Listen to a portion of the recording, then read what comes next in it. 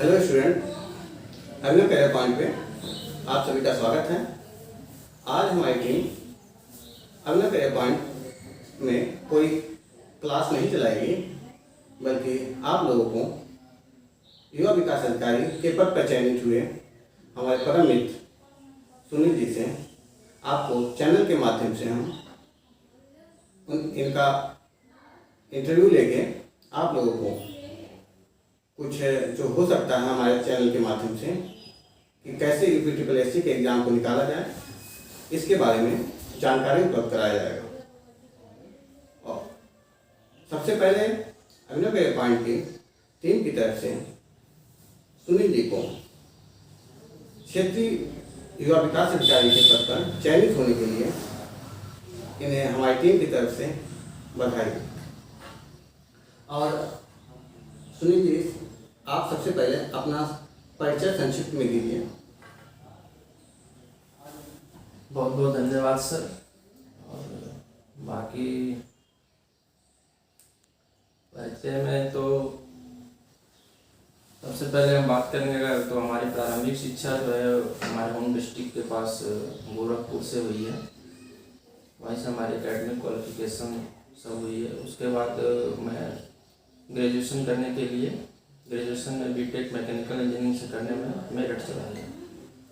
वहाँ से graduation final करने के बाद प्राइवेट जॉब में थोड़ा बहुत गया जॉब करने, बट इंटरेस्ट नहीं रहा मेरा, तो इस वजह से मैं गवर्नमेंट की तरफ अपना रुख कर लिया। गवर्नमेंट के प्रिपरेशन तैयारी में लग गया अपना। उसके बाद अपना लगा रहा, फाइनली अभी हमारा सिलेक्शन इसमें हुआ है, युवा कल्याण प्रादेशिक विकास अधिकारी। इसके लिए एक बार पुनः आपको क्षेत्रीय विकास अधिकारी के लिए चयनित होने के लिए बधाई। धन्यवाद सर। धन्यवाद सर। तो सर, आप ये बताइए हमारे स्टूडेंट को कि इस UPSSC जो है उत्तर प्रदेश के जो ये UPSSC जो संस्था है इसके जो बच्चे हैं, अगर जो इसका एग्ज़ाम देते हैं, जैसे इस समय UP PET चलने वाला है, ठीक, PET का एग्ज़ाम होने वाला है, उनको आप क्या बताना चाहते हैं? देखिए, एग्जाम कोई भी हो, आपका फोकस बहुत ज़रूरी है। एग्जाम का फोकस बहुत ज़रूरी है, बट ये है कि एग्जाम के पॉइंट ऑफ व्यू से फोकस करना है। जैसे आपको सबसे पहले सिलेबस पे फोकस करना चाहिए। अगर आपको पेट का एग्जाम देना है तो आप पेट का पूरा सिलेबस एक बार निकालिए उसके वेबसाइट से, और उसके सिलेबस को टू द पॉइंट आप देखिए किस सब्जेक्ट का वेटेज कितना है। जैसे पेट में जहाँ तक मुझे अनुमान है कि GS का वेटेज ज़्यादा है, लगभग 50% क्वेश्चन उसमें GS के आएंगे। तो आपको उसी हिसाब से अपना शेड्यूल तैयार करना होगा पेट के लिए टारगेट करके कि हमको कौन से सब्जेक्ट पे कितना टाइम देना है। उस हिसाब से GS का 50% वेटेज है तो कहीं ना कहीं बहुत बड़ा फैक्टर है, उस पर आपको वर्क करना पड़ेगा। जैसे ये बहुत बड़ी मानसिकता चलती है कि तैयारी के लिए जैसे लोगों का कहना है कि बहुत समय लग जाता है, ठीक, आपको क्या लगता है कि अगर सीरियस होकर तैयारी किएगा तो किसी भी सरकारी जॉब के लिए कितना समय लग सकता है? आप अपना अनुभव शेयर करें। देखिए, समय की जहाँ तक बात है तो वो तो ठीक है, अपने हिसाब से वैकेंसी आती हैं और एग्जाम्स होते हैं, जो उसके प्रोसीजर है वो तो होंगे ही, वो तो धीरे धीरे होगा ही, थोड़ा बहुत टाइम लग जाता है। बट आपका जो काम है वो है कि आप अपना प्रिपरेशन एक लेवल पर रखिए ताकि एग्जाम जब हो आप एग्जाम अच्छा कर सकें। जब एग्जाम आपका अच्छा हो जाएगा उसके बाद का काम तो आयोग का या फिर उनका है, वो अपने हिसाब से काम को अपना जैसे होता है अपने, भाई बहुत सारी भर्तियाँ होती हैं, सबको लेके चलना होता है, तो थोड़ा बहुत टाइम लग जाता है, इसमें कोई बड़ी बात नहीं है। बट अगर आपका एग्जाम अच्छा हो गया तो आप इस बात से आश्वस्त रहेंगे कि ठीक है हमारा सिलेक्शन तो होगा है। बाकी आप अदर एग्जाम आगे के अपने भविष्य के लिए किसी बड़े लेवल के एग्जाम पे UPSC प्रॉपर PCS वगैरह के लिए आपको लगे नहीं उसमें।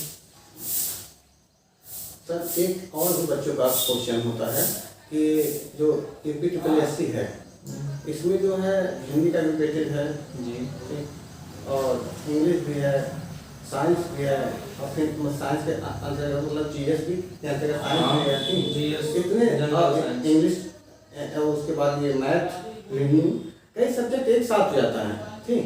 तो बच्चों को लगता है बहुत ज़्यादा सिलेबस है, तो ऐसे में कैसे, जैसे इसके पहले में क्या होता है को एकेडमिक तैयारी किए होते हैं, एकेडमिक पढ़ाई किए होते हैं, तो उन्हें पेपर जब देना होता है सब्जेक्ट टू सब्जेक्ट देते हैं।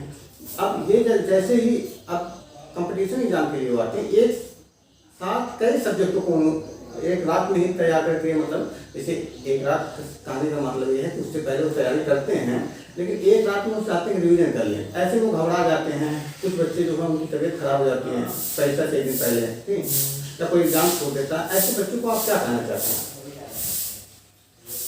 देखिए, सबसे पहले तो बच्चों को एकेडमिक एग्जाम और कंपटीशन एग्जाम के बीच में अंतर को समझना होगा। जी। एकेडमिक एग्जाम में क्या होता है कि आपको एक लिमिटेड सिलेबस, मान लीजिए कोई सब्जेक्ट है, उस सब्जेक्ट की एक बुक चल रही है, ठीक है, उससे रिलेटेड उस बुक में टीचर जो आपको लिखवा दिया नोट्स में, आपको वो चीज़ें याद करनी है, लिखनी है, ठीक है।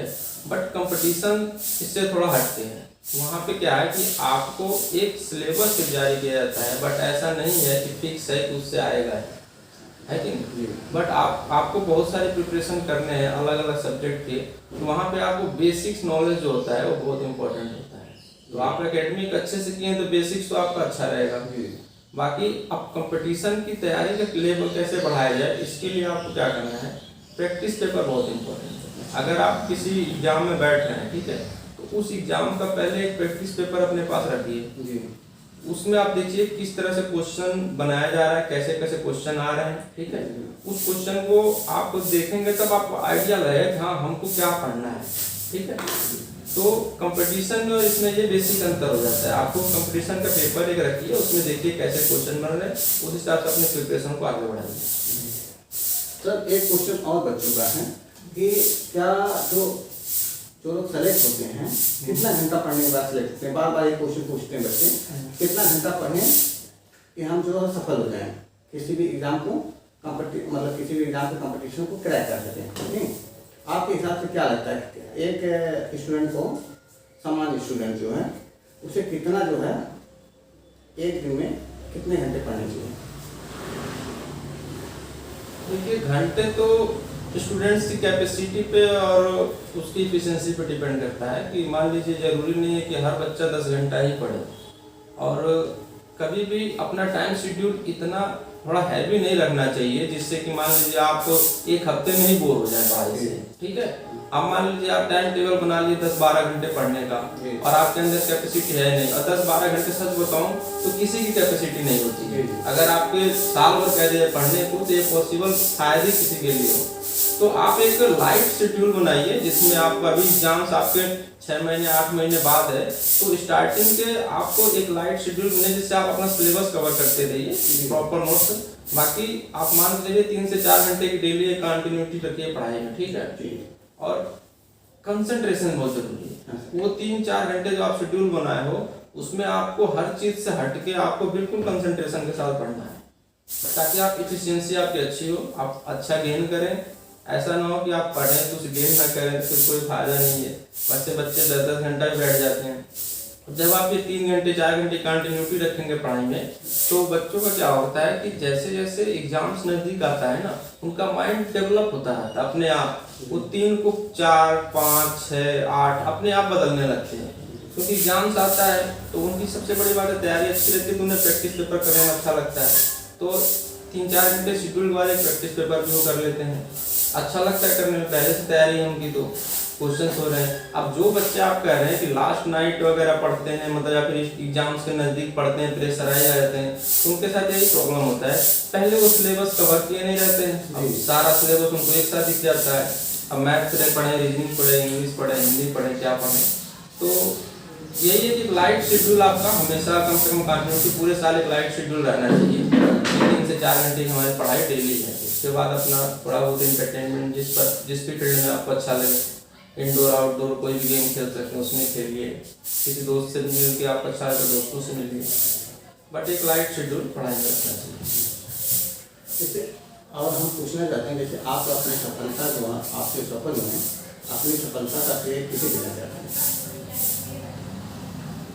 सफलता का श्रेय देखिए ऐसा कुछ बहुत नहीं है। हम भी अपना कोचिंग लिए थे, बट कोचिंग लेने के बाद सेल्फ स्टडी अपना प्रिपरेशन करते रहे, और बाकी सफलता तो मान लीजिए आपके हार्ड वर्क पे डिपेंड करता है। सेल्फ स्टडी, आप कितना अच्छा हार्ड वर्क कर रहे हैं।